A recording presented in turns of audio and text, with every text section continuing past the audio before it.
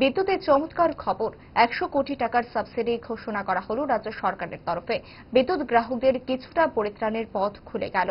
মানুষের সমস্যার সমাধানে রাজ্য সরকার আন্তরিক বলেই এই পদক্ষেপ। আজের সংবাদ মাধ্যমে জানিয়েছেন মুখ্যমন্ত্রী ডাক্তার মানিক সাহা। দেখুন কি বলেছেন মুখ্যমন্ত্রী। যখন স্মার্ট মিটার নিয়ে এবং বিদ্যুতের যে বাড়তি বোঝা তা নিয়ে চারিদিক থেকে একটা রিপার্কেশন আমরা দেখতে পেয়েছি। আমি দিল্লিতে ছিলাম, তো দিল্লি থেকে যেদিন এলাম এসেই আমি আমাদের মাননীয় শিক্ষামন্ত্রী এবং মাননীয় ফিনান্স মিনিস্টার এবং সমস্ত যারা অফিসার আছে সেগুলোর থেকে শুরু করে সবাইকে নিয়ে আমি বসেছিলাম যে কী করে এটা সমাধান করা যায়।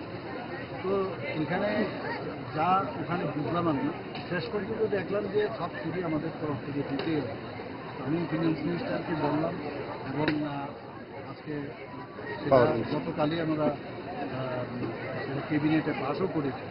আমরা চাই মানুষ তো ঠিকই আছে, বলা উচিত কোন জায়গায় যদি সমস্যা হচ্ছে তো বলা উচিত, এবং আমরা সেই জায়গায় দাঁড়িয়ে আজকে কিন্তু আমার মনে হয় যে পরিত্রাণের একটা ব্যবস্থা করেছি এবং